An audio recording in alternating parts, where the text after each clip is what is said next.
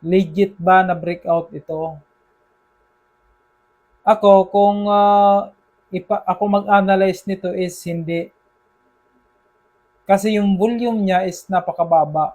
Breakout niya yung parallel channel pero walang nakasupport dyan ng mga institution na pwedeng magpatakbo pataas. Ang hinahanap ko dito, wag na siyang bumaba dyan, mag-consolidation dyan. Baka ang area na ito, mag-consolidation siya dyan. Yan, area na yan. Baka dyan tayo magkaroon ng support ng inste na magpa-breakout ng may malaking volume.